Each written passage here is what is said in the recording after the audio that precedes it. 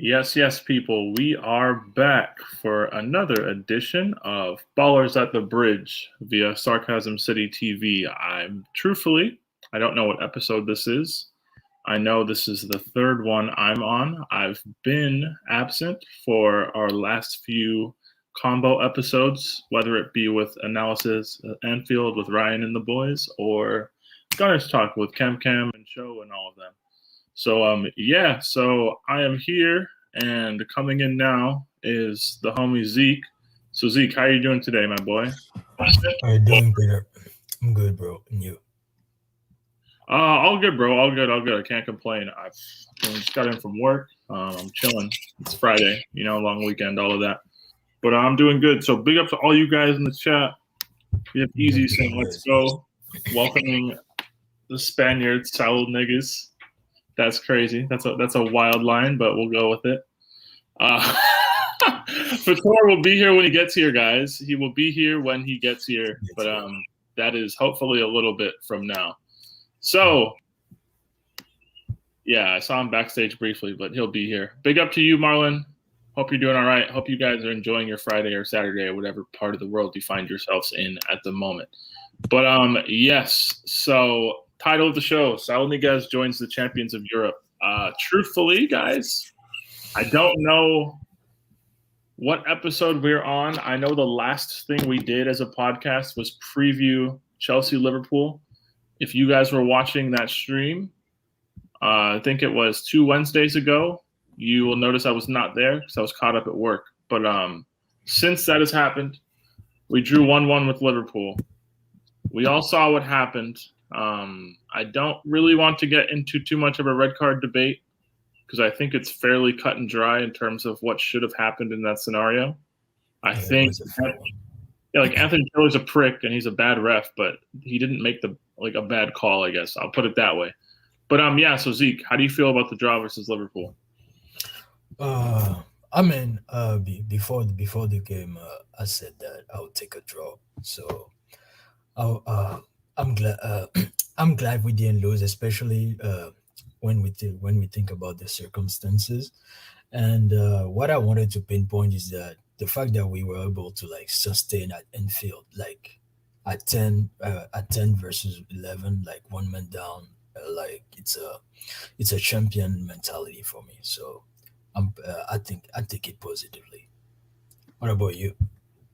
I hear that, bro. I mean, it's like a game of two halves. I thought, truthfully, until we scored, we played okay, but we didn't play too well.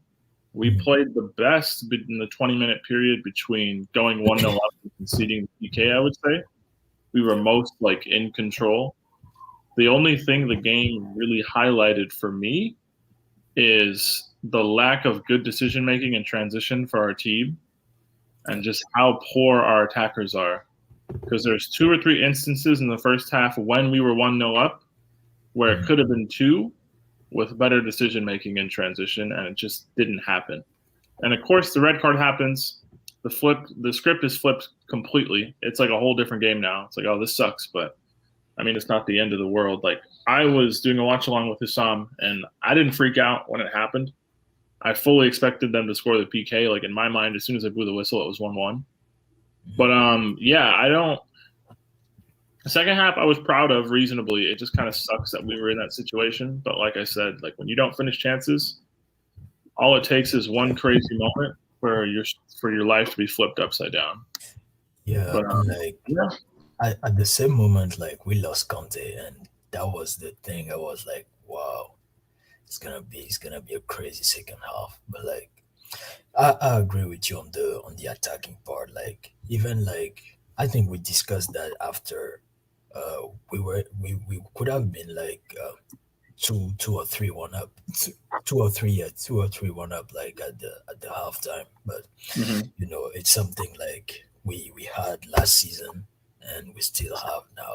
I feel like if we don't progress on that, we'll have frustrating games ahead, bro. And I want to welcome the third member of our panel today, Mr. Mohammed himself, self-appointed elder statesman of the podcast. How you doing today, my brother? I am good, man. I'm good. Apologies for the slight little delay I had here. Hey, bro. And I'm good, man. I'm excited, man. You know what? The fact that we do this like every other week, I feel like quite a lot happens. So we do tend to have quite a bit to talk about. It's almost like too much happens in a Yeah. way. Yeah. Like, and we're on an international break, so it's like we really only missed a week. And I Yeah. haven't done this podcast with you guys for like a couple weeks. Mm. Because for the combo ones, I watch them, but I'm not on the panel. Obviously, I'm just in the comments. Yeah. So like, I feel like we haven't actually talked on this platform. Last time we did, I swear I said I want to win the Super Cup. Yeah. We did. Yeah. That's what happened, right? Yeah. Yeah, like I haven't done this with you guys here since preseason, technically. So yeah, Yeah. it's good to see all you guys again. Yeah, it's like 100%, a man. month, almost a month. Yeah. Yeah, nah, but it's been like a lot happens. So Mohammed, we were talking about the draw at Anfield. I'm sure you've recapped this 785 times already. But seeing as you are one of our two match-going people on this Yeah. podcast, everybody in the comments, you heard me. You can never say we don't care about the fans. Half of this podcast is made up of match-goers. So True. Like- we didn't even plan this. by definition, we're half Proper Chelsea. And no, we didn't plan this. That was just something that happened to happen. So you were there, bro. So what did it feel like on Saturday? And honestly, man, it felt very. I was so excited about the game. I was also anticipating the game quite a lot, man. I didn't feel nervous, but I didn't also feel confident about the result. And what I did feel like it was going to be a very good and cagey game. And honestly speaking, for the first half, up till that moment when the red card happened, I generally thought, yep, I was right on the money. This is going to be a tight game. It's going to be a cagey game, but it's going to be one that I think people will enjoy from a tactical perspective. And on that level, it delivered. Honestly speaking, that first half for me was very good performance. I felt like we grew into the game rather than starting well off in the game. And I do feel like eventually when we grew into the game, we started to find the right sort of pressing method, but also the right sort of break method in terms of transition that allowed us to actually get chances. But once again, I felt like our final third was kind of like what was lacking. And I generally felt like we could have put the game away before even the red card happened. So it's unfortunate that we're still kind of speaking about that stuff again with Chelsea. But I'm hoping with sort of with time, I do feel like our team will grow and learn how to actually. They must.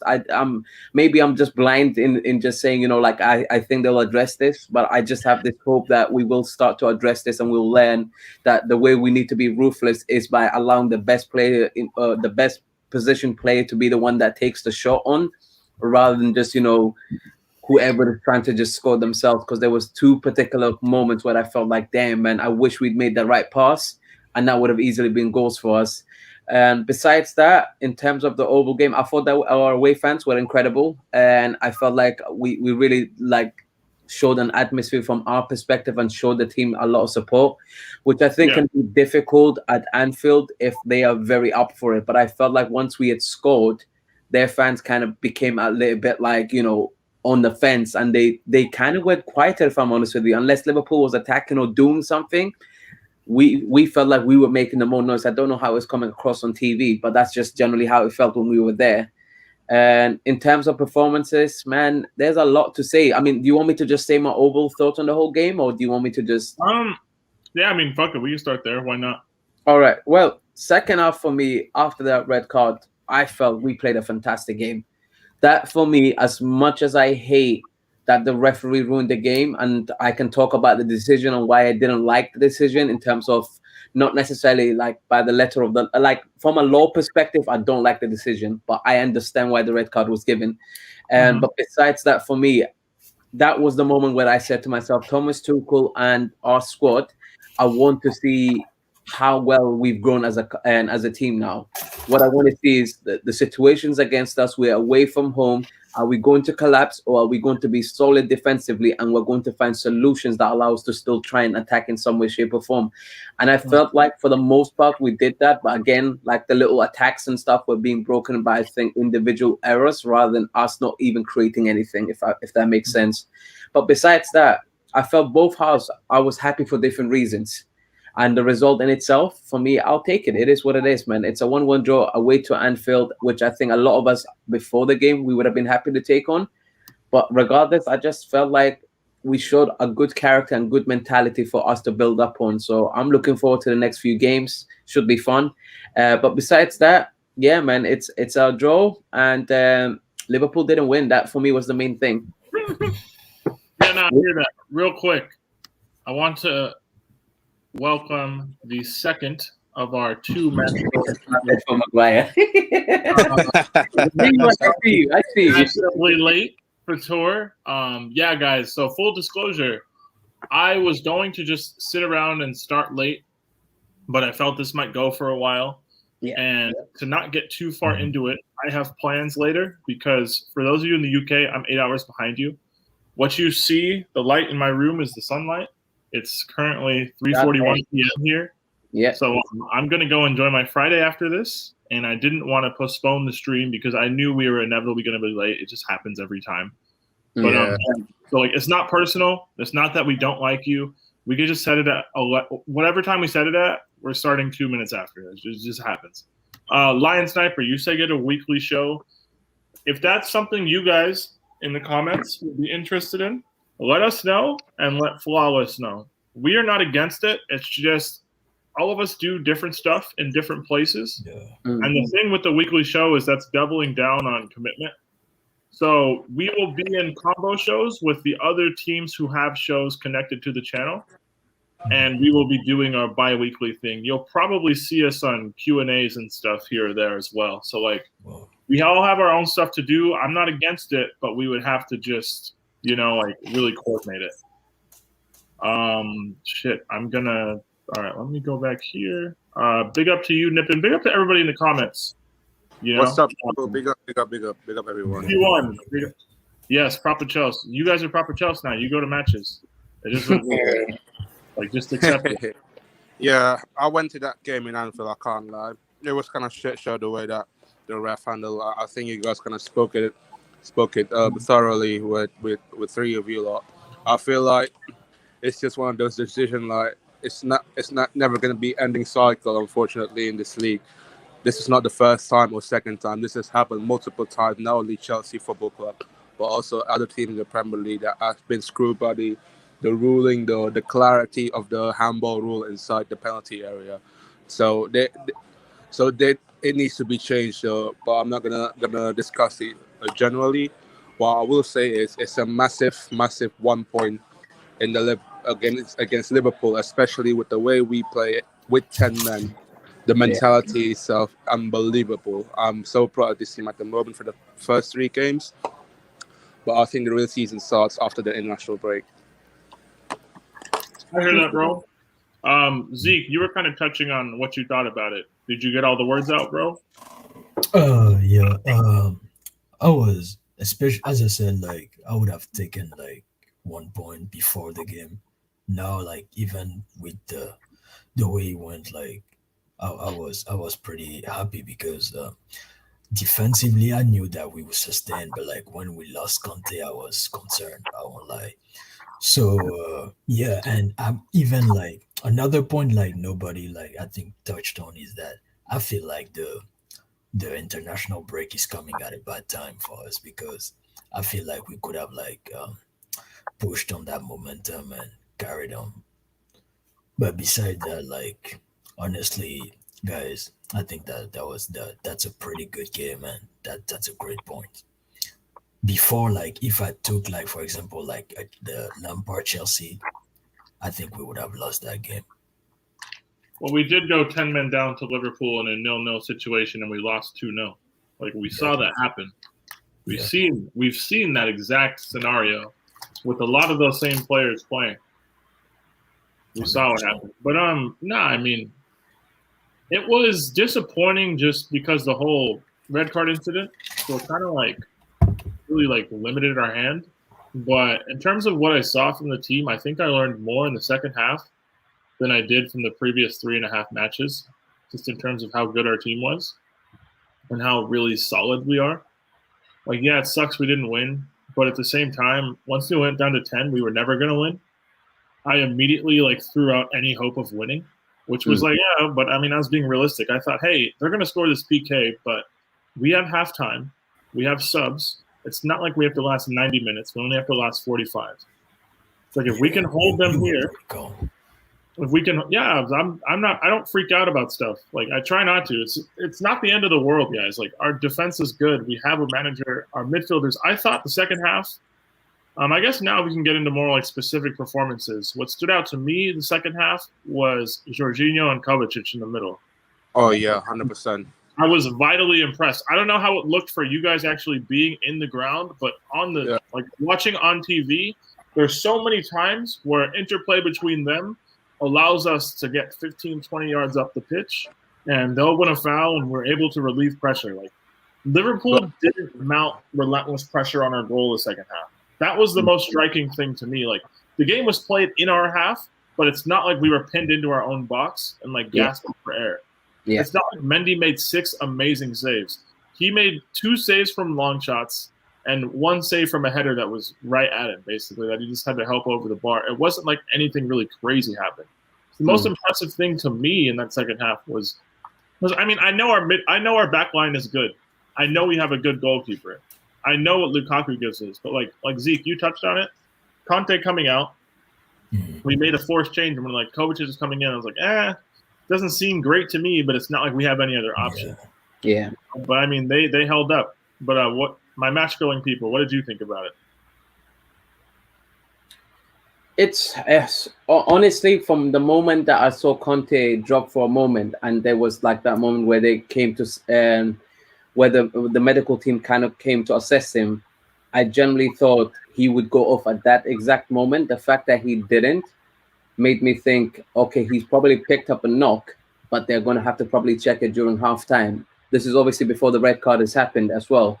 And so my genuine thought was like, even if that happens, I don't think this is the worst game for Kovacic to come on and actually do something for us, because what I liked is, even if Liverpool was going to have the ball, when you have a player that is press resistant and is willing to go forward with the ball and carry it the way that Kovacic does in games like that, it's so key. And I don't really want to allude to the plays that I wasn't impressed with that got more of the ball when they got to Liverpool side of things, because I'll come across like I'm always bashing the same guy, but it's for the right reasons. In my opinion, he's not a good footballer, but it is what it is. But Kovacic for me was the standout player. As soon as he came on, I could see the engine that he gave us, but I could see also how terrified the Liverpool defense and midfield were in terms of letting him go at us and letting him go at them. Sorry. And that little connection he had with Lukaku for the chance for me was a particular highlight that I felt like could have happened more had we not made silly little mistakes at points in the second half. But other than that, to be honest, I felt like the flexibility in our formation and the way in which Tuchel went about it was very key to us. And by putting on him, I generally felt like it changed the game in our favor. Mason Mount defensively solid. But the other side is for me where I found it very questionable, because I felt he was making the wrong decisions, and both in the first and second half for me, especially when you're on the ball. That's the part we need you to get correct, and with time, hopefully he'll learn that this season. I think that's what it is really. It's like we have to be patient with some of our players and see how they grow as players. So that's kind of how I felt about it, to be honest. I thought Lukaku did well, considering he had to go against 2 giants that were just taking it in turns. I felt like he handled it pretty well. Like, I wouldn't say it's out of this world, but I don't also think he was pocketed like some people are imagining it to be. The fact that he didn't have players to play off really, really limited his options in that regard. You know, agendas have to agenda and all that stuff. People just waiting to get their tweets off. Like, I'm convinced a large portion of people watch football to run agendas on Twitter for their 12 likes and their 4 retweets. But like, they don't actually contextualize what's happening and why things are happening that they're seeing. They just look at it, and then you just go to the most extreme opinion you can about it. But it is what it is, man. Can I add something to that as well, though? Real quick. People in the comments, like the stream, subscribe to the channel, all that good stuff. Let us know your thoughts about the game as well. I will read some of these. I'm going to conveniently ignore this Ross Barkley trolling comment, but I will read more serious ones, okay? I see you people, but get involved. Let us know what you thought about it. how you felt about the game, how you're feeling going forward. What's up, Fator? Yeah, I was gonna say, yeah, I kind of echo what Mo said. He touched upon the way that midfield, the structure of the midfield, Jorginho Kovacic pivot after Kante limped off the pitch, unfortunately with ankle injury, what it looks to be, and I think with the addition of Saul Niguez, kind of very very important to our team in terms of squad depth, because I think we're not going to see Kante for much of this, for games of the rest of the season, because I think Tuchel doesn't want to risk him play like 60 plus games this season. So there's a big role for Saul Niguez to come into this team. I think he can excel well in the midfield pivot alongside Jorginho. But I would like also to credit to the defensive line as well. When Thiago Silva came in substituting Kai Havertz, I think that was the best game I've seen for Thiago Silva a long time. Against all odds with 10 men, alongside Andreas Christensen. I don't know if Lule's watching this. I thought those two had a monster game. Kept Liverpool attack really quiet, making them cross and inshallah for the whole 45 minutes in that second half. And I'm really ecstatic what's Tuchel planning for us in the next couple of months, though. No, I hear that. The funny thing is, I wasn't worried. I was on stream, so I do watch along on another channel for all the games. I called the subs, other than the Conte one, because obviously I didn't know how bad it was, me just not being there, and I didn't get to watch Kovacic warming up in the first half. Like, the camera had never panned to him, so I didn't know that was going on. But as far as the other stuff, I called it exactly as it was happening. I was like, okay, we're going to go to 5 at the back. So Thiago Silva's going to come in. Havertz is going to have to come off, because I thought we're going to make 3 across the midfield, and Mount is a better person for that than Havertz. But yeah, it sucks that he scored a great goal and was just getting into the game. But when red cards happen. Like, you have to sacrifice, So the second half, I was calm with our defense. I didn't think, oh my God, they're going to score goals now, like, necessarily. I was like, look at the players we have back there. They're all experienced enough at this point. I was more worried that we were just not going to be able to get up the pitch and hold up the ball whatsoever. Because Mohamed, like you said, there's 2 people on Lukaku's back all the time. Yeah. We created Kovacic's chance off going long. Lukaku bounces it to Mount, who plays it, or Jorginho, who plays it to Kovacic, and then Kovacic 1-2s of them, and we got a shot up at the other end. Like, he did enough, I think, in terms of holding up the ball, and our midfield did enough to buy us the time that we need. Is Ross Barkley in our Champions League squad? Is he actually? I have no idea. I haven't checked the Champions League. Didn't even know the squad got released. Is that true? Yeah, I read it this morning. Yeah, we put him in. Is he in the? Yeah. He's not in the Premier League squad though, is he? Yeah, I think he's in the Premier League as well, because we gave him a number. Oh, okay. Matt?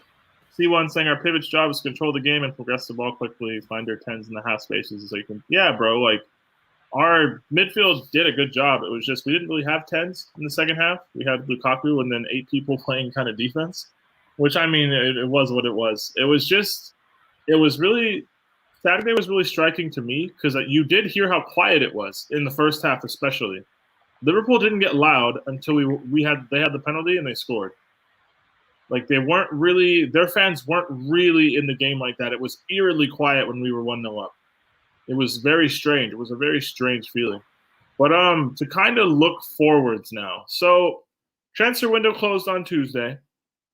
We did not get Jules Koundé, but we did get something I think we needed more than Koundé is a 4th midfield option. So, Zeke, how do you feel about Saul coming to Chelsea? First thing, I didn't see Barkley in the Premier League squad, but I think he's in the UCL. And secondly, when it comes to Saul, I'm pretty excited. I wanted a midfield, especially since Conte got injured twice since the beginning of the season, and Jorginho once. I felt that we needed someone in the midfield.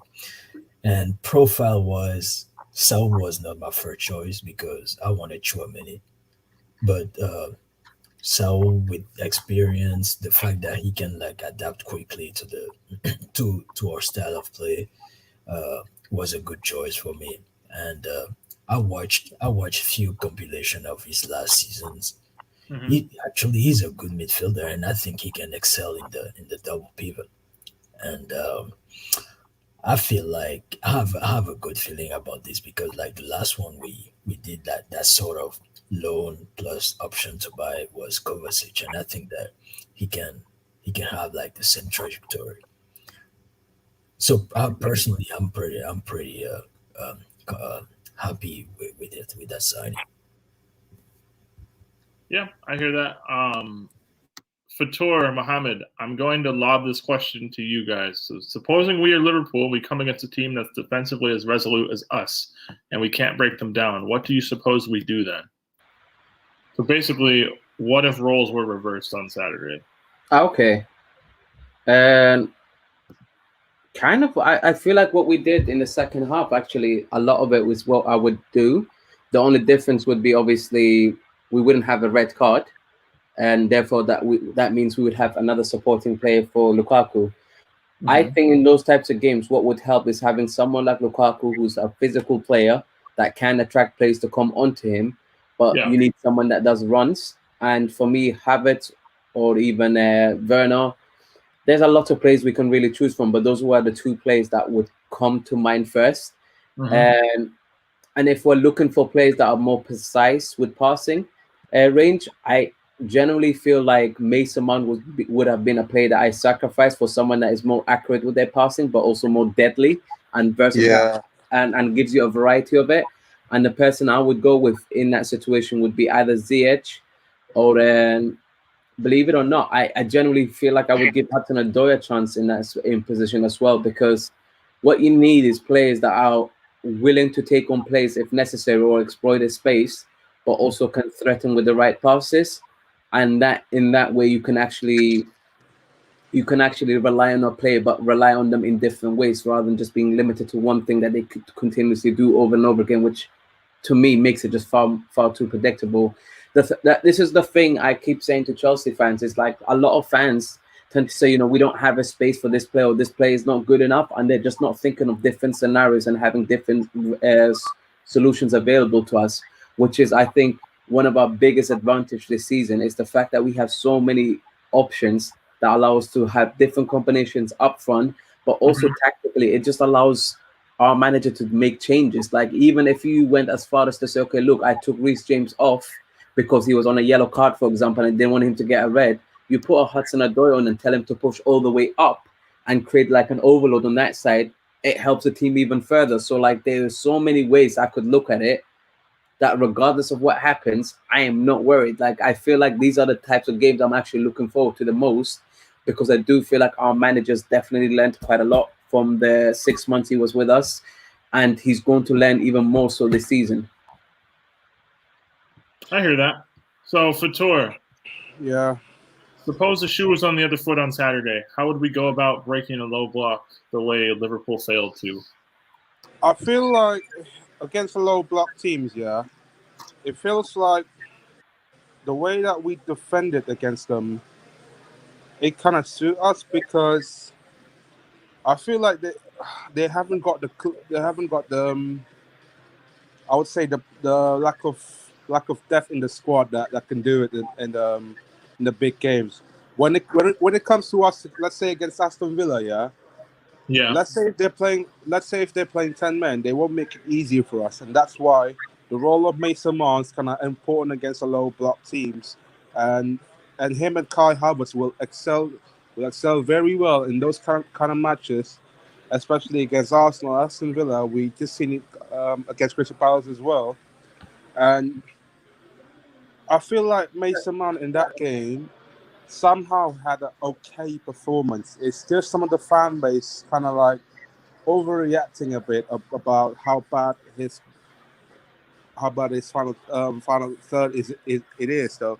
But Hmm. on a defensive wise, Mason Mount in the big games or against any low block teams, he I think he's done very very good. I have no idea why some of the fan base, like a Mount hater, still keep going at him, or oh, he's not we're not trusting him in this kind of situation, blah blah blah blah blah. Look, let the kid evolve in that, man. Honestly, and in the next couple of months, it's going to be a lot of, I would say, not. I think when it comes to Champions League start, Yeah. I don't think Juventus is going to play a low block. Zenit maybe. Malmo, it depends. Malmo, I'm not really that sure because I feel like they're playing a high line, in my opinion. Whenever they play, they're getting smacked. It doesn't matter. Yeah, but we'll see. Truthfully, I don't care. I don't. It doesn't fuck. Like, let's cut the bullshit. Whoever we play in Champions League, our squad's deep enough. It's good enough. We should be getting at least 16 points in this group. I don't 100%. care.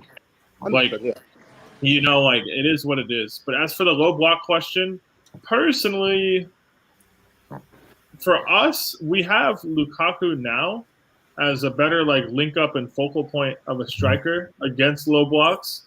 So as for what would we do, I would imagine quick combination play near the edge of the box using players like Lukaku and runners off of him. But what will we do? I don't know. It remains to be seen. But to go through some of these comments now, big up to you, Drizzy Des. See, we have United fans tuned into the Chelsea show at midnight on a Friday. Big up to you, my guy. Ole in forever, though. Mohammed, you're famous. You have a question. What do you think of people saying Mount is more creative than Ziyech, and would you like to see a front three without Mount? Olu, I believe we did this. We did a segment at length about this somewhere. Yeah. Mohammed and I are kind of he's slowly coming over to my side. Yeah. I suggested starting the 3 left footers. At first, he hated the idea, but I think he's about there now. I think the only difference I had was Werner, right? Like Mount wasn't actually in my team, and it's not to say that Mount can't offer us anything. It's that I'm not reliant on him when it comes to the front side of things, and I do feel like I'm correct in saying that. Yeah. I also feel like he provides in a game like Liverpool, especially in that type of second half that we had to have. When you need legs, when you need somebody that is able to be disciplined, when you need someone that is hardworking. Brilliant. Like I generally can't blame the guy. He's perfect for suffer ball when you need it. Yeah, but it's the other side. We need time for him. This is what I'm trying to say to people. I'm not writing him off. I generally think he can improve. But the fact of the matter is, I don't think right now he's the complete player that some people are making him out to be. He's not. He's not undroppable. He's not our franchise player. Like, guys, we only have 2 undroppable players. And they're Lukaku and their goalkeeper. The rest of them, everyone is interchangeable, I promise you. We will win games with a mixture of everyone else. The only time I'd be concerned is if we didn't have our striker or if we didn't have Mendy in goal. I think we can make a case about the double pivot as well, bro. But we've won without them playing, though. That's the thing.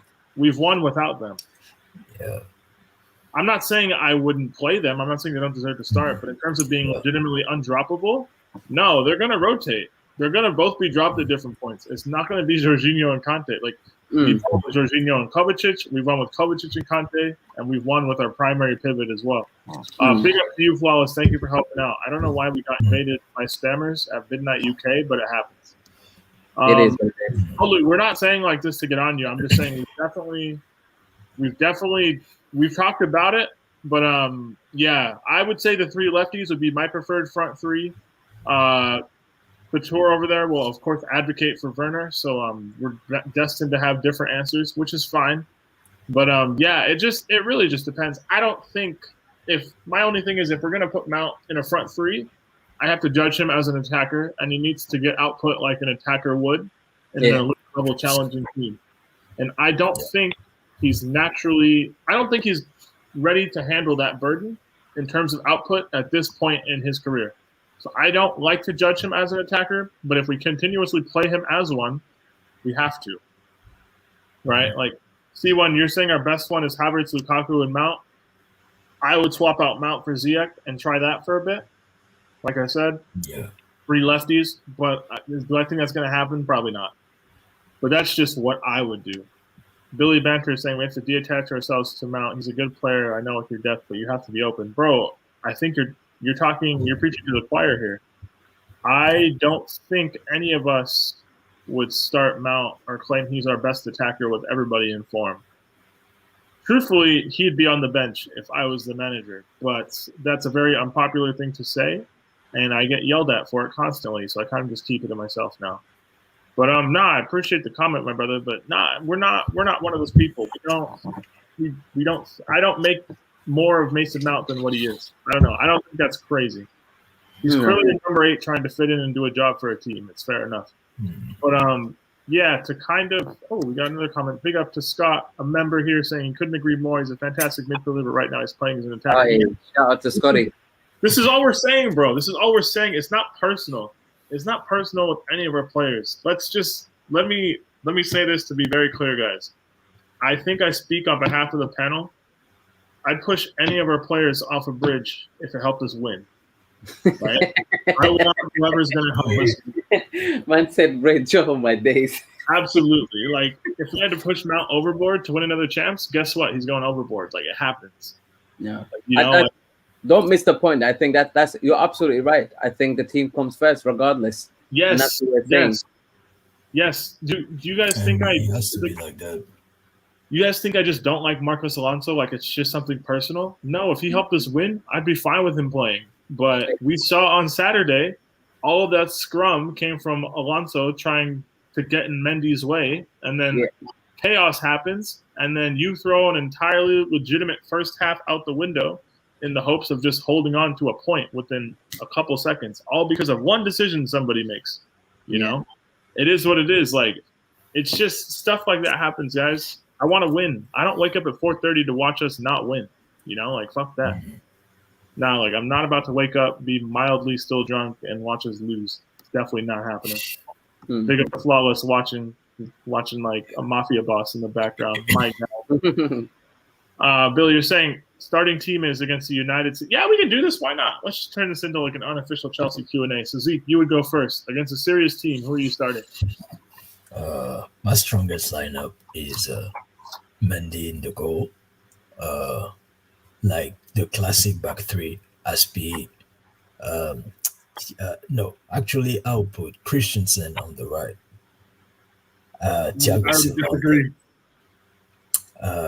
Thiago Silva in the middle, Rudiger on the left, and as wing backs, I'll have Aspi and Zeke has fully done a heel turn on Reece James. That's crazy. Yeah. Keep going, brother. Keep going. I'll have Georgie and Conte in the middle, and in front I'll have like the 3 left-footed. For me, that's our strongest lineup. Hey, 3 lefties hype. 3 lefties hype. Let's do it. For Tor, what about you, bro?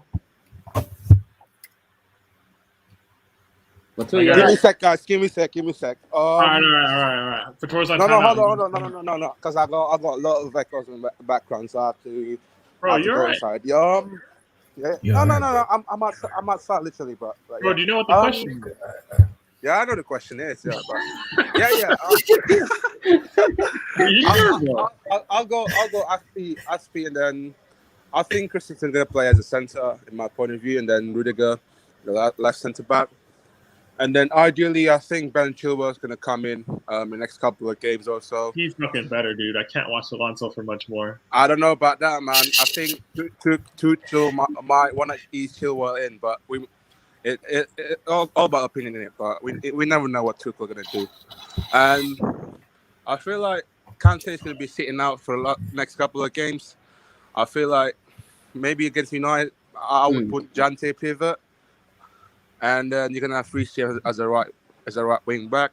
Okay. Up front, you're gonna have Lukaku, Havertz, and Werner. In my point of view, I think Mount. Okay. This is kind of like, you know what? I said this because Johnny's not here. If Johnny's in the comment section, bro, he is here. It's not like we have to highlight the comments, bro. You can have your own opinions. He can't bully you here. But yeah, I'll put Lukaku, Havertz, Werner out front.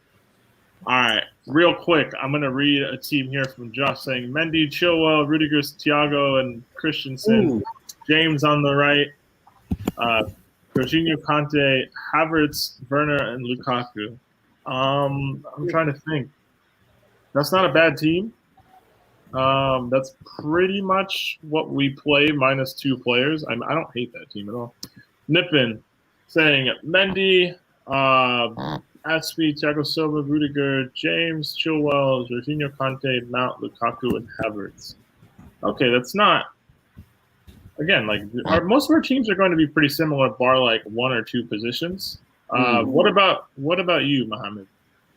Yeah, I think I'm closer to what Josh's team are, but like Josh's team is.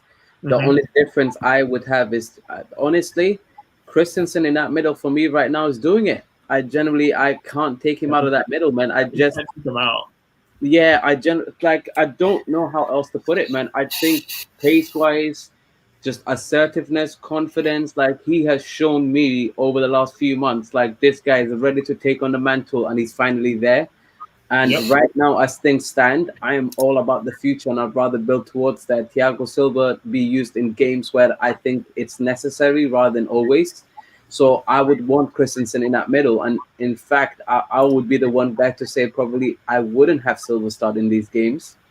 And I would actually start with the only difference I would have is I would actually still start Asby. And on the right, it would be on the right. Yes, it's on the right.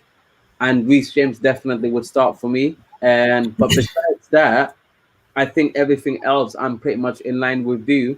The only question mark I've got so far, if Timo gets his shooting boots on, honestly speaking, I think that place is his.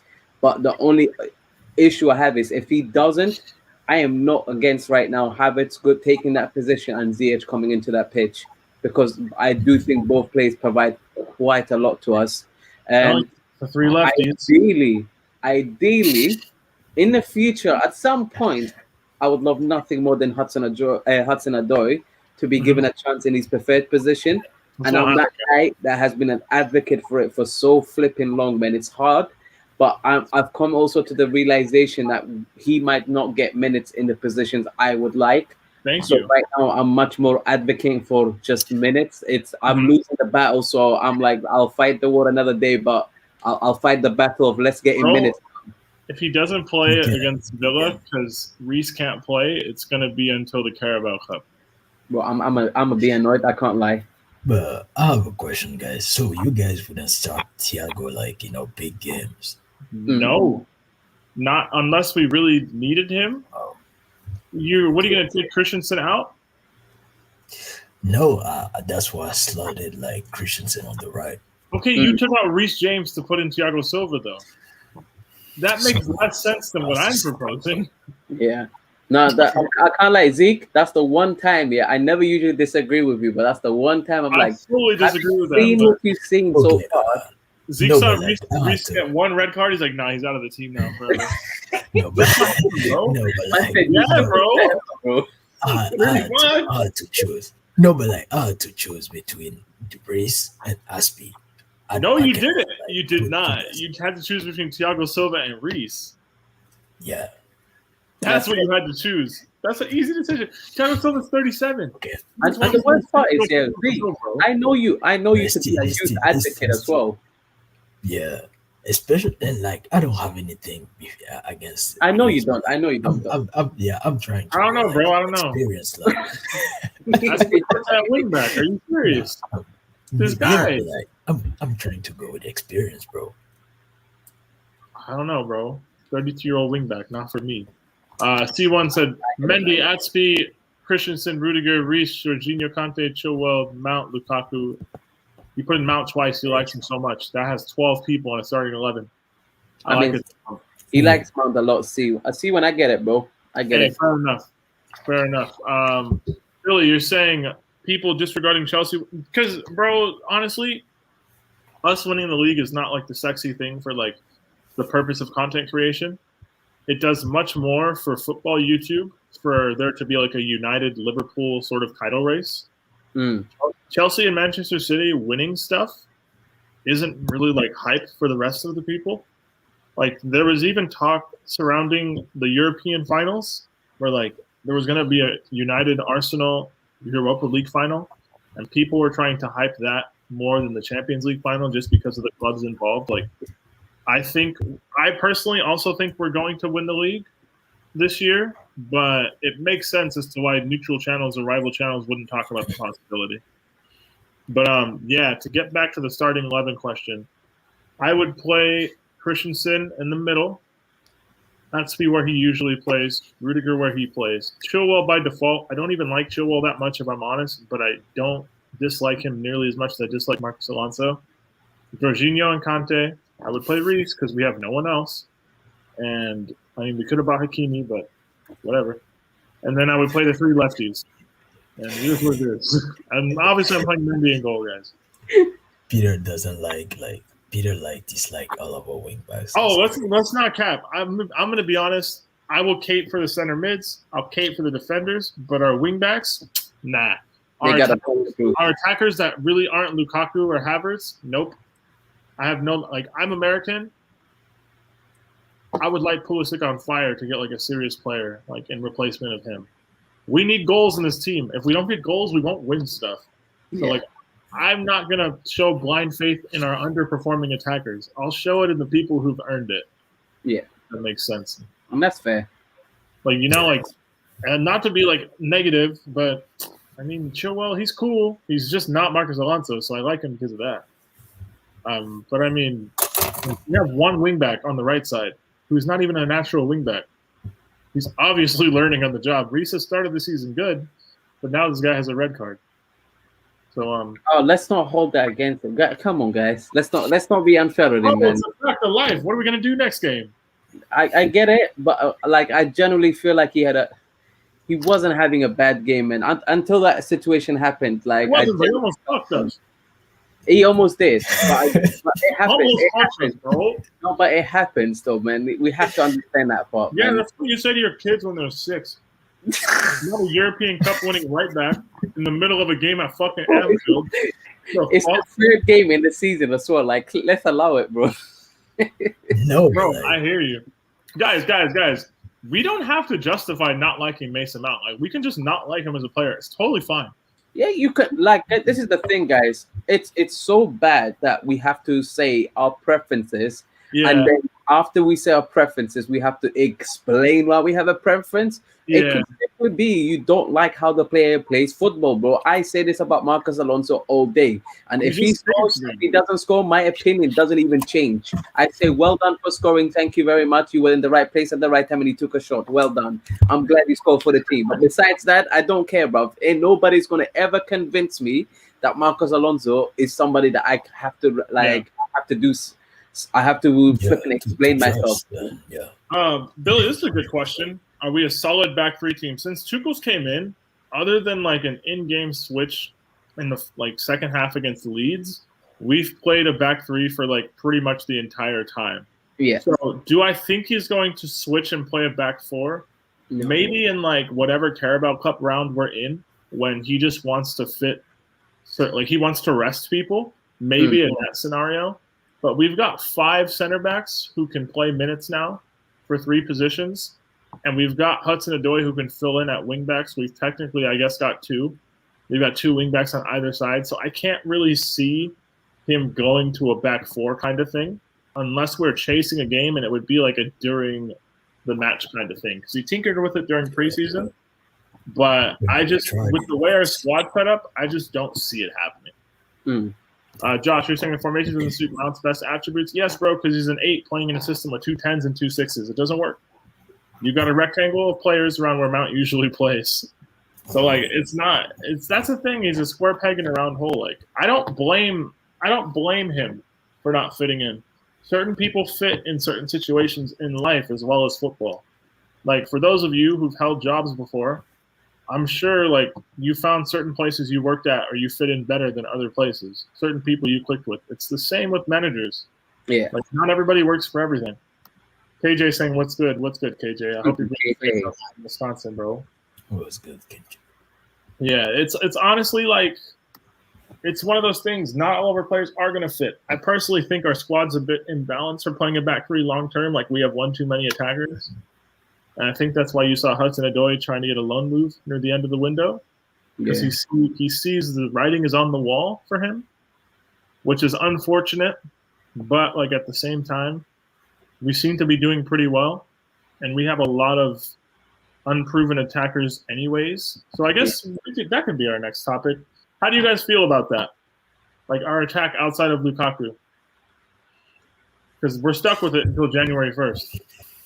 Personally, I'm happy, man. I'll be honest with you guys. The main thing for me was just get someone else in that midfield, and us getting Saul was like, bruh, I'm just very happy. I like what I'm hearing from him as a player as well in terms of how he feels. The fact that he acknowledged that the last 2 years of his footballing career hasn't been that great, and he wants to be the Saul that he was once. I think that says a lot about his mentality, his awareness, his hunger to actually want to do better and actually understanding the context of also the club he's coming into, the fact that we're a team that's going to be pushing for trophies, but also with the manager that's going to be demanding a lot from him. When you get a play like that, I just feel like the squad benefits a lot. And from our attacking players, I've always said this the same way. I'm happy with them because we've got versatility in terms of what types of players we can put out there. And they offer different things. They make our team play different ways, which means the manager just has different solutions to provide to the team. And people seem to forget that once you have players that are too alike, you're less likely to make changes in games. But our manager, I think, isn't scared to make changes. But now he has a plethora of options, both in midfield and that attacking position. It's a blessing, if you ask me, as a Chelsea fan. And I can't wait to see how we use that to hopefully win more trophies on multiple fronts rather than just, focus on the major two. Yeah, no, I get that. Billy, you got another question. Respect the draw you kept at Anfield, but you won a Champions League final 1-0, and Tuchel's content with a small margin win. Does that satisfy you? Personally, I don't think he is satisfied. No. Like with the small margins, I don't think any manager would be. I think the reason the score is tight is more because we're poor in front of goal. It's not like we set up to play for 1-0. If you flash back to the Champions League final, Werner hit a standing leg with the cross, and then he stumbled and lost his balance right in front of Ederson. Yeah. We fluffed a 1v1 with Pulisic as well. And then we scored a goal. 4 of the 5 biggest chances in that game, other than the one where I think it was Foden who shot and Rudiger blocked it, 4 of the 5 biggest chances in the game were created by us. We could have won by more. We just are not clinical in that way. And as for the draw at Anfield, we were 10 on 11, so we really had no choice. I would say that was the first time I've seen Tuchel set up the team to just be purely reactive and just purely stubborn, and that's because we had to. Yeah. It wasn't even – it's not his preferred thing, trust me. That was probably a horrible place to be at halftime in a dressing room. You're just fuck. We can't do anything else. We just have to go out there and do this. But I think Tuchel definitely likes seeing us score goals. We just don't do it very well. What do you guys think? Yeah, and especially if we think about Tuchel history, he's a pretty offensive coach, offensive-minded coach. I just think that, as you said, he just has to adapt to the fact that right now, offensively, we're not good enough. And when you tend to not be able to score a lot of goals, you tend to try to not concede a lot. So I think that's why we are viewed as a defensive team, even if that when you look at us, it's pretty false because we tend to create a lot of chances. We just cannot finish, and that's why as we said, Lukaku is a big addition, and we just have to hope that he gets better. Because we can legit score 3, 4, 5 goals every game. We just don't seem to be able to do the right thing in the final third. Yeah. And just to add to your point as well, and Billy, I think if you watch Man City, you'll notice one thing about them: the amount of tap-in goals they score. And the reason why they do that so well, I think, is because they almost always will try and find a player that is within a position to be able to score those types of goals because they're patient. They're not rushing it. They're not thinking, I have to be the hero. They're thinking the team needs to score goals, and they're going to be ruthless about it. I think once we discover that ruthless and sort of finishing and clinicalness, which I think eventually we will be a very, very, very difficult team to face. At the moment, it's very clear to us that creating chances has not been the issue, but making the right choices towards the end has been our biggest issue. And if you watch a lot of our games, what you'll notice is a lot of it comes down to just players being either out of form or not realizing and seeing the vision of the other players that they have around them at the right time. And the two players that I feel very confident when they play in that regard, that are good, are closer to what I imagine, which is why I advocate for what Peter says in terms of our starting lineup when it comes to the front three. It's the three left footers, honestly. Ziyech, Havertz, and Lukaku are the three players I actually trust to understand when a player is in a better position than them, and they will make the right pass, even if they make runs to the side. I mean, if you saw the assist that Havertz made for Ziyech in the Super Cup, that was, I'm telling you right now, if you watch through last season, the amount of times we had those types of chances, I could probably count on one hand, because players just don't see the pass and players don't make the right pass. And in fact, they more than likely will try to take the shot themselves, even though there's someone in front of them. So it's things like that that I think has been much more frustrating for us.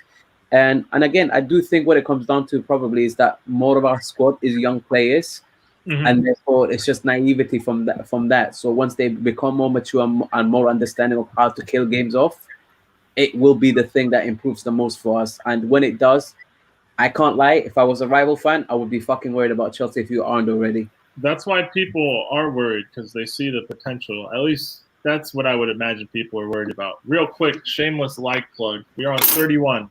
Big up to the 17 of you tuned in. If you have not liked the video already, please do so. I'm going to go to another comment here by C1 asking you why I don't rate Reece at wingback. Long story short, Reece is horrendous dribbling in 1v1s.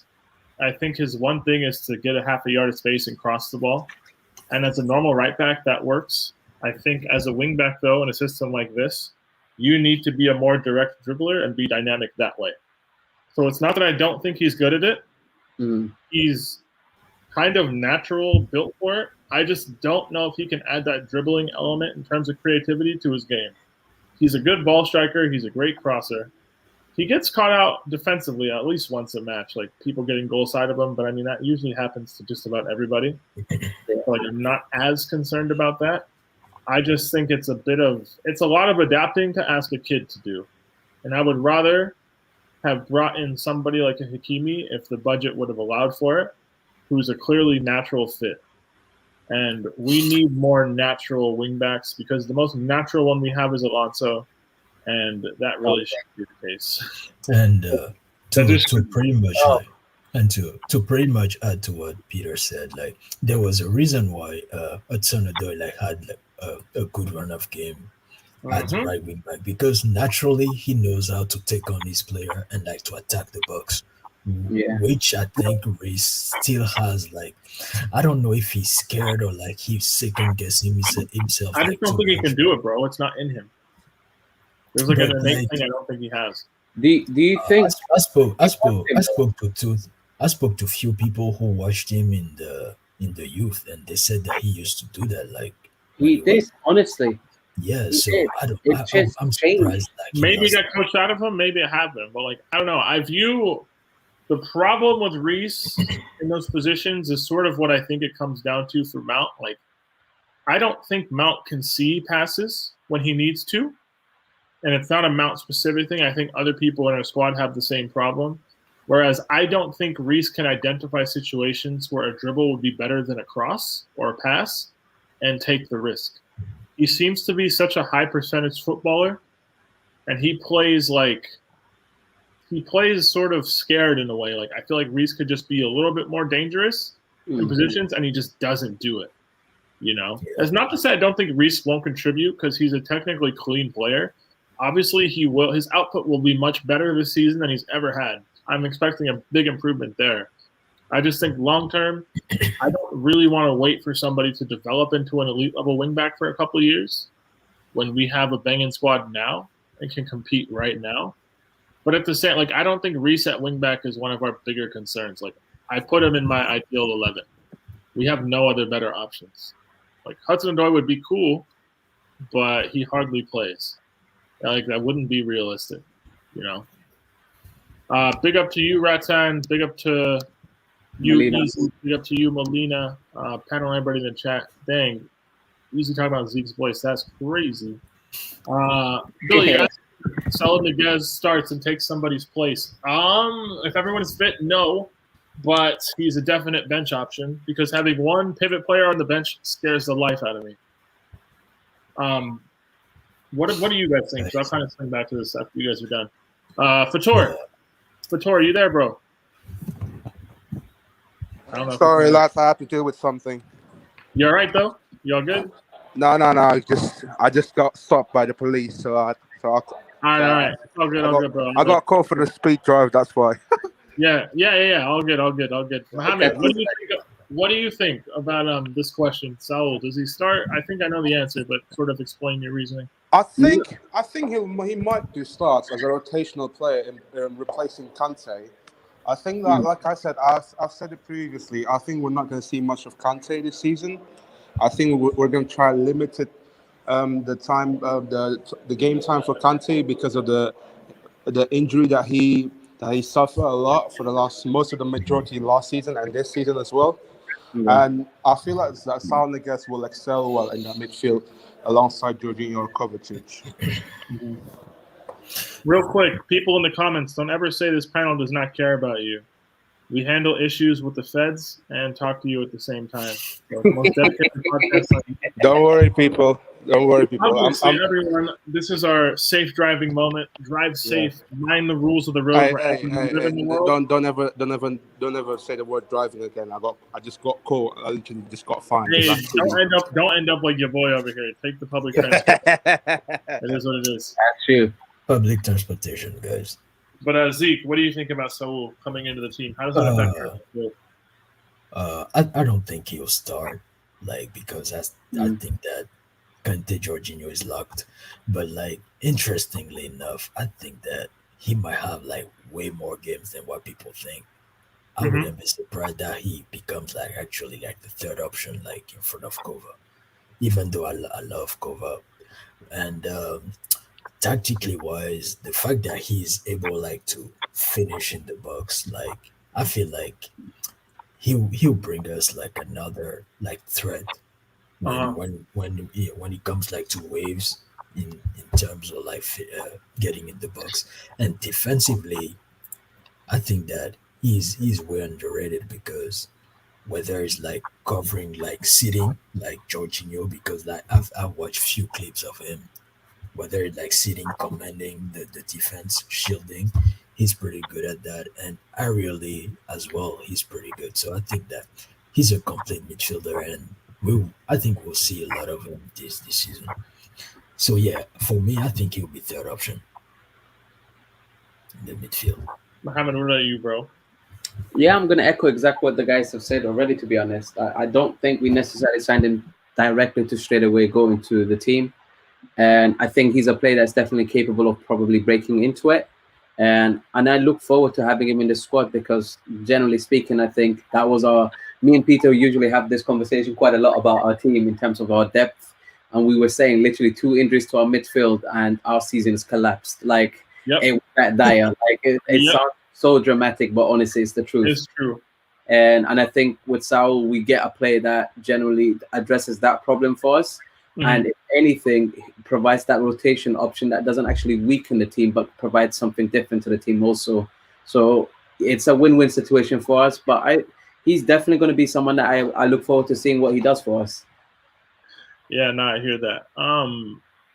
The question here, does Saul start? I think you will see more Saul substitutions for one of our front three and ending matches in a 3-5-2 than you will see league starts for him. I do think Tuchel's going to rotate the midfield. I think any combination of 2 of those 4 can play together. I think so. I've seen Saul play in the middle with Koke. We saw him play in the middle with Gabi when he was younger. He's played on the right of a midfield 4. You've seen him play left wing back as well. So in a major crunch, he could probably do some minutes there, if we needed it. He's a versatile, experienced player to have. But is he going to start? No, because if Kante and Jorginho are fit, they're probably going to play. In the rare situation where we're playing a low-block team and you don't really need N'Golo Kante, I would still go to Kovacic and Jorginho just for that purpose. But if we were going to start with a 3-man midfield, having Saul there gives us the option to do it. Yeah. Because he's left-footed as well. Greg, you said he was Thomas Partey's partner. He was. But even before Thomas Partey really broke into the first team, when Saul was coming through when he was 21, 22 years old, he was playing with Gabi in the center. He was playing out on the right. You're asking if he starts over Kovacic? If there was like a line, I would imagine Saul's fourth in line, just because the three that we have there, Tuchel has raved about all three of them at some point and has shown huge faith in them.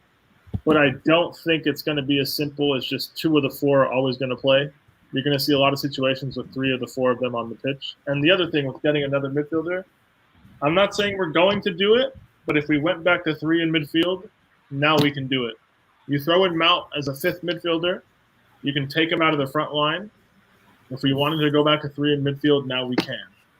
That's what I would do if we had the players to do it. Basically, but I mean, I'm not the manager, so never mind.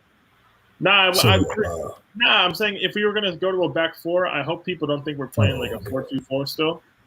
Like, that's huge cap. That's not going to happen. If we went back to a back four, I hope you guys would be ready to accept three in midfield. Yeah. It is what it is. Easy saying Saul is good to have, so Conte doesn't have to play as much, and there's bound to be an injury at some point, so it's good to have that depth. Yeah, bro, like, Conte's already injured. Like, first game of the season, we had no midfielders on the bench. It was Jorginho and Kovacic versus Crystal Palace. My thought was, what if somebody gets hurt, somebody gets sent off? What are we going to do? Yeah. And for that purpose, I was like, we need another mid. People were like, no, we're fine. I was like, no, we're not. Look how many games we have to play. Yeah. We're not fine. Especially when you look at our starting fixtures as well.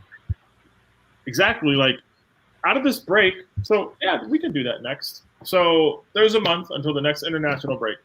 So 4 league matches. Villa at home, Spurs away, City at home, and then I think it's Southampton away or wherever. Southampton, they fucking suck. And then we've got 2 Champions League matches. We've got Zenit at home and Juve away. And then we've got a Carabao Cup match against Villa. So that's 7 matches. So looking forward, I mean, no disrespect to Southampton, but let's be honest, they're not fucking good. 7 matches, 4 league games. How many? I'm not even going to ask Victor because he's caught up with the Feds. How many points do you think we're getting from those 4 league games, Mohammed? Realistically, I think we're getting 10. That's literally what my first instinct was. I would love 12. Don't get me wrong, and I want to. No. I'll take 12, but I just want 10. Realistically, if we can get 10, I would still be very, very happy with that. Can you remind me the game, please? Villa at home, Spurs away, City at home, and Southampton wherever. Yeah, I'll go for 9, guys. 9? You loser. No, Zeke thinks we're gonna lose. No. Zeke thinks we're gonna lose. Okay, I'm confident. No, Zeke thinks we're gonna lose, guys. No, but like surprisingly, I have us beating City. And losing to who? Villa. At home? Really? Yeah. You know Buendia and Martinez aren't playing, right? Oh, okay. 10 points, guy. 10 points. 10 points. This loser thinks they're beating City and still getting 10. Villa was the only one beating us.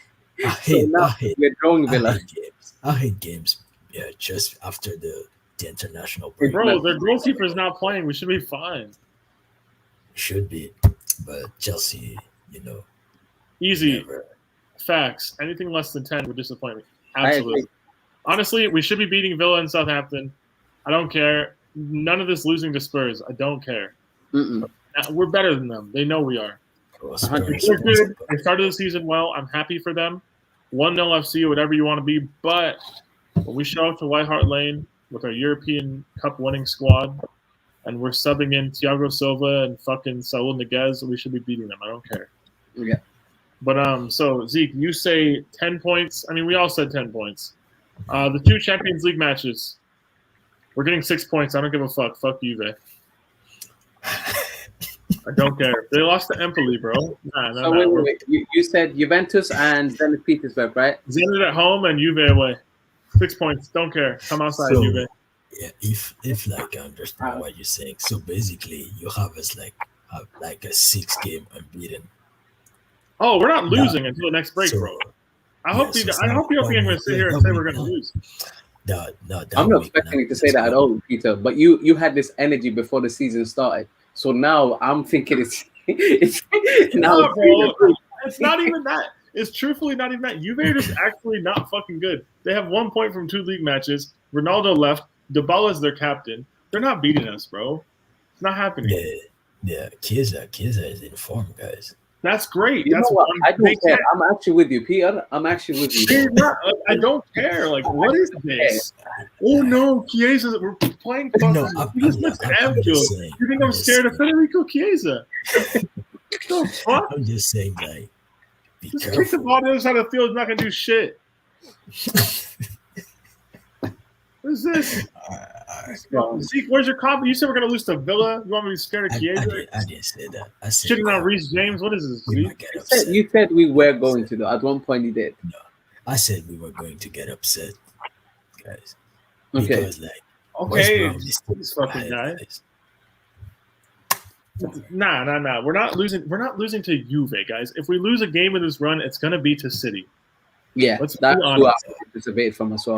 But like, Yeah, we're not- surprisingly, I don't have us losing to City. I'm pretty confident. I don't think we're gonna lose, but if we did lose, it would be to them. It's not gonna be to the other teams. I think we're beating Zenit at home, and I think we're going to Italy and beating Juve. Carabao Cup match against Villa.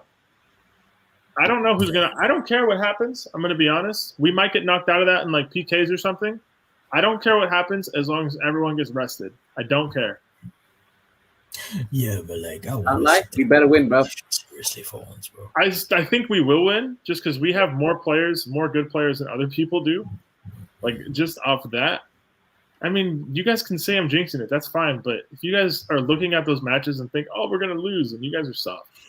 No, like, you guys are just soft. It's fine. You guys are scared. I don't know what we're scared of. Like, it's really silly. Over the years, we have watched the same Chelsea team sometimes, get complacent here and there. Bro, I generally do agree with you, though. Like, I do think this is the one manager that has made me more confident about less likely complacency happening. But at the same time, I'm like, the whole jinxing it thing is not something I don't believe in. I'll be honest. I see where your confidence is coming from in terms of like how we are as a team. But the one thing I differ from you is I want to win every possible cup, though. Like, I am not playing when I say I don't give a This guy gets a season ticket and wants to see us give 100%. Bro, everything. Bro, there's no rest. There's not literally go after everything like it's the Champions League, bro. I don't care. This guy over here getting a season ticket. Like, No, but I'll explain why. It's when Man City are winning all of these little cups here, when no one's paying attention to it, right? So, bro, their numbers are just rising for fuck's sake, and I'm not happy about it. So, to me, as long as Man City don't win and we go somewhere with it, then I'm okay in it. Like, but Man City is not allowed to win this shit and collected like Pep is just collecting trophies out here like they're sweets, bro. What the fuck is happening? Didn't they win like the last 5? The last 4, bro. You say, bro. No one's even competing. Bro. What? No one's even competing on that level. Like, we should have beat them in a fucking PK shootout, but it happens. If Pedro didn't cut it back from the 6-yard box, we'd have beat them, but fair enough. Yeah. Easy saying this season we need to beat teams that are better than. Not trying to see us dropping points, bro. Exactly. That's the energy I'm on. Like, guys, let me reiterate. I only think we're gonna beat Juve because Juve are not good. They're actually functionally not good. Get whatever preconceived notions you had of Juventus out of your brain. Go look at that team. Go look at their first 2 results. Tell me. Don't look at our squad. Go look at their squad. Come back and honestly tell me that they're going to beat us. Yeah. It's not going to happen. Like, nah, don't care. It is what it is. Yeah, easy. You're saying you're trying to see us on a couple unbeaten streaks. Bro, I'm telling you. Billy over here, self-confessed United fan, saying we fluked their Champions League run. You know what? Some teams get knocked out by energy drinks. Some teams win the competition. Yeah. You pick which side you're on. It's all good, bro. Billy, I was with you like throughout the stream. I can't lie. But when you say it was an easy fluke Champions League run, what count? Like, it doesn't make sense. Like, just go look through and be objective. I'm not going to defend I'm not defending the European Cup. Like, we won. It is what it is. We won. Don't get me wrong. But to say it was Wow. to Hey, say you know that what? Some people bottle Europa League. Some people bottle Champions League. It happens. no, you lot are bankrupt, man. Okay, fair enough. Never mind. You lot paying attention to me. That's crazy. Bro, Mohammed, you're over here trying to defend the credibility of the European Cup. Nah, bro. To Look me, at it and cry. no, I don't mind. I know that if a rival fan has their own opinion about our run, that's their prerogative. But I would like to ask, what makes you say that so that I can understand at least where your perspective Bro, comes from? fuck all this understanding. Nah. Fuck all this. Nah. I'm not doing this. We don't need I'm to not understand. defending the Champions League on merit for like, it's nah. Fair enough. Not against teams who haven't won trophies for 4 years, bro. Not happening. We need a domestic, bro. I agree with you actually. Like, Yeah. I would actually. I don't want to make another final and lose. That's just a waste of time. I wasn't even that mad about the FA Cup this year, but last year I was pissed. Oh, Like, Arsenal. if we're gonna lose, lose in like round 4, we'll get over it, and no one will care. Do you see Billy's comment, bro? I do, bro. This is what I'm saying. Like, it's why just come on. Like, we can't act like that didn't happen. Sorry, We can't act like that did not happen. I said yellow submarine. A United Villarreal rematch in the real competition this year. But, yeah. So everybody in the comments, what do we think are going to happen in these next 7 games, realistically? Things to look out for. What are you excited for? Champions League. How do you think we're going to do? Do you guys think I am crazy for saying we're going to beat Juve? Because I don't think it's crazy at all. My question to you guys before we go to that, right? Just one question for me. What do we rate our transfer window out of 10? Out of 10, bro, 7.5. Interesting. Which I think is pretty good. Yeah. Considering, like, the only reason it's not higher is because we couldn't shift a few more players, but they're on death row contracts. Hey, Flawless saying less of this United. Flawless, let me just say this. I listened to the Mandem United from yesterday. Don't think I didn't hear you dreaming about winning the European Cup and slandering the rivals. You're over here talking about how good that would be for United to win the European Cup. I just want you to know we won the European Cup, and we are in the exact position right now that you want to be. Also, So if you want to celebrate a European Cup, come shamelessly join the Blue Hive. Let me add this here. Flawless, I'm not going to take this away from you as well, right? Let me add this on top of this cherry, right? I'm going to say this to you right now. When it comes to Man United, you lot are so protected because you lot are running around with this Oli tax madness. I am not giving you that forgiveness. I don't care. Your squad should be winning titles out here. Yeah, they are contenders, and I need you to know it, and I need you to speak it into existence if you're a real fan. No. United fans ducking the pressure, bro. They're underdogs. No. You're not underdog. £100 million squad underdogs. Bro. You're the New York Yankees of flipping football. Nah, they're underdogs, bro. The little minnows. Understand that, bro. It's a feel-good story. So, like, for me, like, it was a 7 for 2 reasons. I wanted Kunde. And Allison showed up. What's up, sir? How are we doing? What's up? Talk to us. Oh, Wallace, you're on mute, bro. He's so rattled that he's on mute. No. I legit only joined just because I noticed the background was supposed to be the background. That's what it was. Yeah, the background. It's all good, bro. It's all good. That's why I joined. Literally. all good. It's been a minute. I missed you, bro.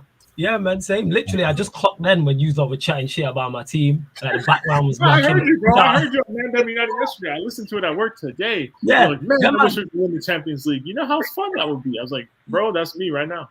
Yeah, that man gassed me up. You get what I'm saying? And that's what it was. The youngest gassed me up to it. So that's why it became a topic of conversation. Yeah, man. I'm there with young Zeno's a youngster. You get what I'm saying? Mohammed, they're all in the 21 and 22 hype and all that. Like, for real? Okay, yeah. I'm gonna leave you man they're too. young Anyway. and naive. They're young and naive. They don't know better. No, it's all good. It's all good. Yeah. Easy. You're saying the window's a 9. Looking at some of the rivals struck. That's true too. I only say 7.5 because we didn't get rid of everyone. And truthfully, I'm not the kind of guy to give 10s on any scales. Yeah. A 7.5 is pretty good for me. The only thing I didn't like was the way the whole like Zuma saga and how getting him out of the club took so long. Yeah. Like I feel like we could have, if we would have added Koundé, it would have been a 9. and that basically functions as like a 10 in my book. But like, it happens. Like he's still there. He's still pissed at them. They could go buy him in 4 months. Yeah. But no, I hear you, Easy. I wonder. Vittori, Did you say? Vittori, are you free or are you in jail, bro? Say again. Vittori, are you free or are you in jail? Yeah, Fatu's arrested, guys. Vittori And might as be- you were saying, guys, and No, but like, I'm gonna pray for you, bro. Carry on, Zeke. What's up, Zeke? no, real quick. Like, I had a 7 for like, the Zuma Kunde saga. The Yeah. fact that I feel like we could have floated a bit more players, but like Peter said, like they're on death row, so Yeah. it's Yeah, well, what are we very gonna do? difficult. And the last reason was like the fact that we handled it like a bit. Like I don't like late business transfers. Like it's stressful. So for these 3 reasons, but like if we added Kunde, for me it was a 8.5 or like a 9. But I'm pretty confident like with Saul and Lukaku, we did a great job, guys. Great window for me. Yeah, easy. What I was going to say was, I think you gave it a 9 because you got a 9 in your name as well. So I thought it was just an automatic, like, boom, you just pressed the number 9. It's an easy thing for you. And jokes aside, though, yeah, for me, it was an 8 out of 10. I'll be very honest with you guys. The 2 main position and the 2 main problems I wanted addressed have been addressed. Kunde, for me, was going to be icing on the cake. I'll be honest. Like, there's nothing else to say, guys. I'm still very happy. I hear that, bro. I completely hear that. I get you. I would ask our prison-bound podcast mate, but Until you're alive. Yeah, go on. Are you good, bro? What would you rate the transfer window as? I'd say 9.5. I think that we've got what we need. That is a striker. Any other player now, including that midfield, like I said, I've said this like multiple times. It's just icing on the cake. I think like that Saul Niguez is the final piece of the puzzle, though. And Jules Koundé is such an unfortunate that we missed on him because of VS asking for more money. But it could have been a lot better if Jules Koundé could have come. But at the moment, I'm happy. I'm going to say that as the last few words because I've literally got 5% battery now. So, yeah, man. In a pleasure to have you, bro. In a bit, my bro. Be safe. Be safe. Hope you get home safe. On the next one. Yeah. Oh my goodness. The comments are slandering my brother, saying he's in the Ashford Penitentiary. I will not go into that any further. No. Oh God. Yeah. Say nothing. Go to Leicester would have been. Yeah, it would have been good for him. It would have been good for Leicester. It would not have been good for us, though. Like, I understand why the club didn't let Hudson-Odoi go. I don't love it, but I get it. Yeah. He's the only real backup option at wingback that we have. And Chelsea aren't going to leave themselves that exposed. It's just not going to happen. Reece James isn't going to last for every match until January. And it would be foolish to expect him to, you know? Yeah. I can't. I would have been really pissed off. I would have not been happy with us selling him permanently. The most I would have accepted is a loan away from us, even though that would have been a bit like, I could see the benefit in the long term, but I would have wanted us to not take the lazy approach and find ways to give him minutes and develop our own play for once. Yeah. Because we can actually do it. It's just we're not prioritizing it and we're not looking at it in that sense. Mm-hmm. And so regardless, I hope this sort of gets sorted out in the next window, because if in the next few months we don't give him games, he better go out on loan in January in my eyes. I would not be happy otherwise.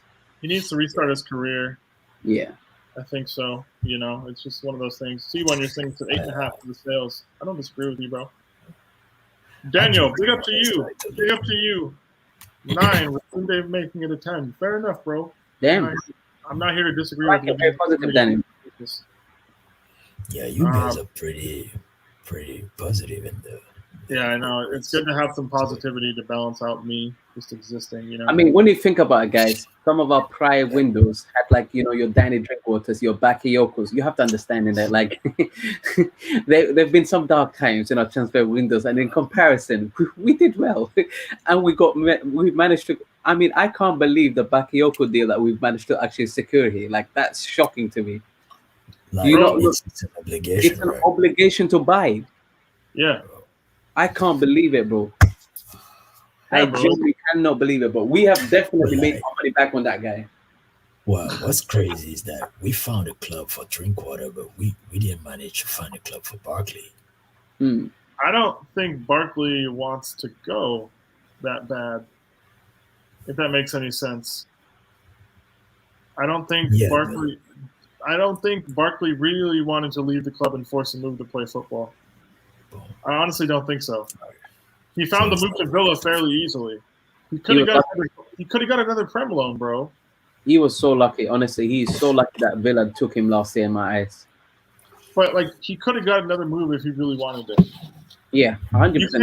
You can't tell me a club like, I mean, I guess we gave Palace Gallagher, but like Southampton or someone like that wouldn't take Ross Barkley on loan. They would have done, but I You think know- there's a limit now in terms of what clubs can do domestically. So you can only loan one player from each club.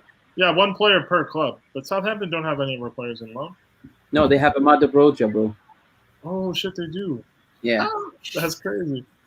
Yeah, we really loaned out to like the bottom six.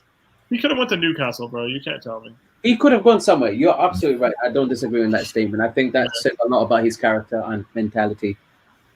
Daniel, you're saying we need a striker. Lukaku need an extra midfielder. I agree with you, bro. It is like we filled holes and we did it fairly smart. So I'm not here to be like, oh, we should have done this or we should have had more ambition or blah blah blah. But like now, like we had a big team. We needed to trim the fat. We trimmed most of it, and we got better players in. We're a better team now than we were 4 months ago. Yeah. And I really appreciate that. To kind of close out the show, guys, bit of an odd question, but if you think that, I guess, what do you think would be the potential weak link in the team over this next block of fixtures? Because my biggest fear is just fitness coming back from the internationals. Yeah, mine as well. How are they coming back? Will they be fit? I think confidence-wise, our attacking players are good because Lukaku scored yesterday. I think Werner scored. Lukaku scored twice. Werner scored. Mount had an assist.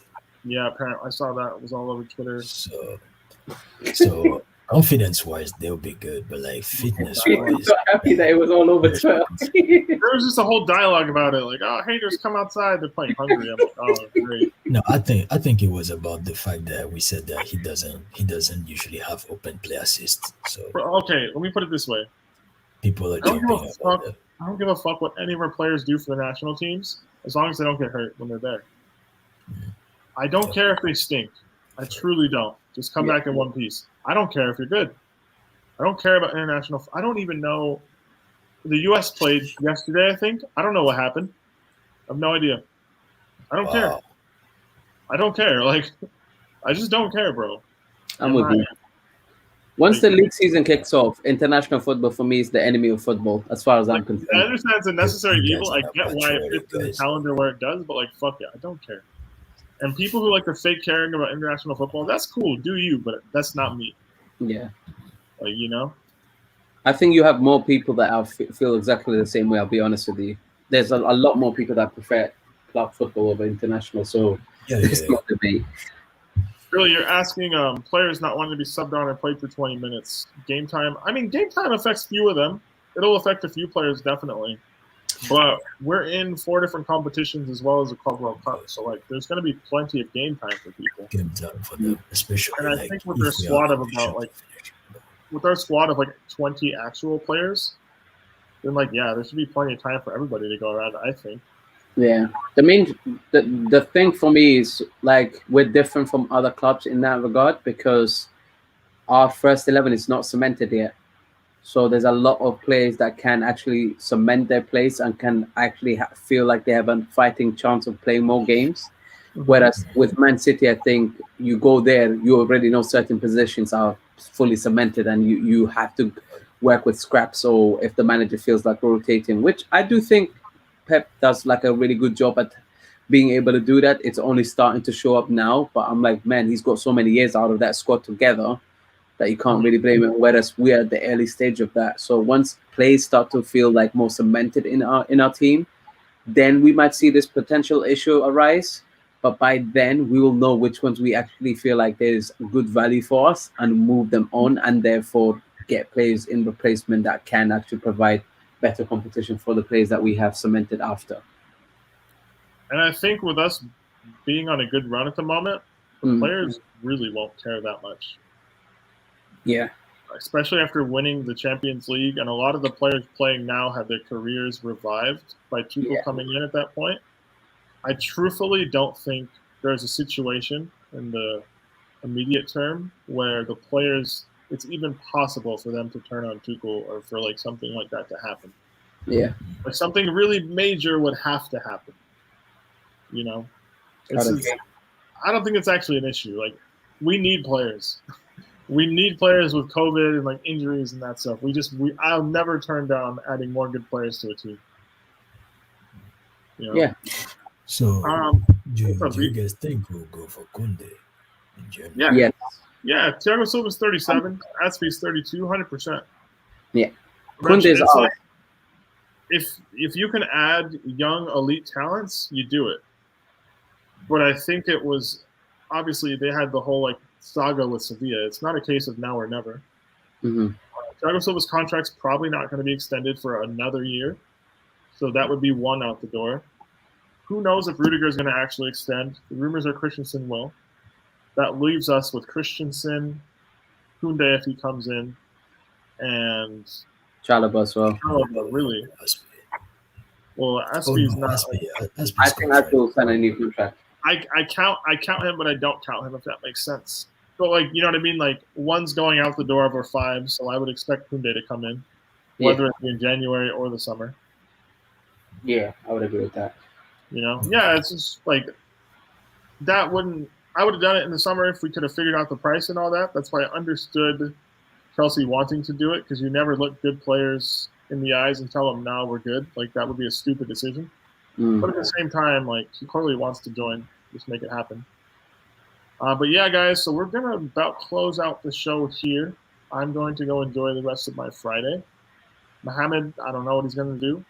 Zeke, I don't know about you though, bro. But Zeke, go ahead and tell the audience, the comments, where they can find you, bro. You guys can find me here like bi-weekly on this podcast. Enjoy it. You guys can find me on Twitter. I think my handle is somewhere here. And yeah, that's pretty much it for me. Okay. And my brother, my Maui brother, how are you doing? Where are you at? And yeah, man, you guys can find me definitely here, Ballers at the Bridge, bi-weekly, just like Zeke said. And you can find me on Twitter, which should be, I'm going to try and get this right. Yes, where I'm literally pointing at. And also, you can find us on like different channels. I'll be very honest, for whether that's Carefree, whether that's like other channels. I do try to collaborate or be on other channels and just kind of share my opinion. I enjoy football discussions, but also hopefully we're gonna try and relaunch this Chelsea Talk Twitter Spaces stuff, because we'll do one this weekend. Yeah, we Monday. I'll be honest, but we'll get back to it. I think a lot of us are starting to find our schedules are now starting to align a little bit better, and we will find a way to kind of make it happen and be more consistent with it. But last but not least, I'm going to shout this out because I know Peter's probably going to do it, but I'm going to be shameless and do it for you as well, Peter. Peter and my brother Will have launched their own official podcast called Football Not Soccer. And I'm going to put the out in the little box right now. Say again? I'm going to put the @ right here. Perfect. Yeah. You can find them literally on Twitter, and you can also find it actually on Spotify. It's actually the first episode is actually live, whilst on if you use Apple's podcast and other podcasts. In the next 48 hours or so. It's on Spotify. It will be on every major podcasting platform within the next 48 hours. Yeah. So the @ is there. Any further information you need, I believe my @ for my personal account is there. So find me through the podcast account. Follow me there. Follow all that stuff there. So that's a new project. Will, who's an Arsenal fan. So if you guys want to like listen to make fun of Will, fair enough. You know. But if you want to get in touch with me over there, do that. I will promise to use that account more. Apologies to all you guys. I haven't been on the socials as much this week. I've just been kind of out like living life, like during the international break, because there really just hasn't been shit to talk about. But it was good to get a show in. Before we go, we're winning versus Villa, right? Like we can all agree on this. Yes. Yep. Yes. Flawless. Big up to you. The Twitters are in the description. Yes. Yep. I didn't know that, but apparently they are. So big up to I don't Flawless. remember. To be honest, I did remember. He did say this from last time. They are all in. You probably did say this. You probably did, but I don't be listening, guys. I'm sorry. Not the greatest listener. It's all good. It's fine. It's Peter. I just show up and hit record and start talking, bro. That's honestly what it is. Billy, big up to you. Great show, my brother. Thank you for hanging out, even as a rival fan. You probably know this. Carlos says Mandem United twice a week, Tuesday, Thursday, approximately 5 p.m. UK time. But all I know is it happens when I'm at work. So yeah. So if you guys, there's plenty of other stuff coming on the channel. We will get a preview going with the Spurs show people. We will get a preview going prior to the City match. It'll probably be myself and Yan City, host of Yaldem City here on the channel. But when that time comes for all that stuff, we will handle it as it comes. So yeah, big up to you guys. We're gonna beat Villa. If we don't, feel free to hop on the next show and talk shit to us if you want. Just keep it respectful. But no, we're gonna win. So hopefully by the next time we do this show, we will have beaten Villa and beaten Zenit, and we'll be previewing a huge match versus Tottenham. So yeah, but if we don't, then blame someone else, but don't blame me, guys. But yeah, guys, this has been an hour and 36 minutes, and we are out of here. So everybody have a good weekend, and we will talk to you later.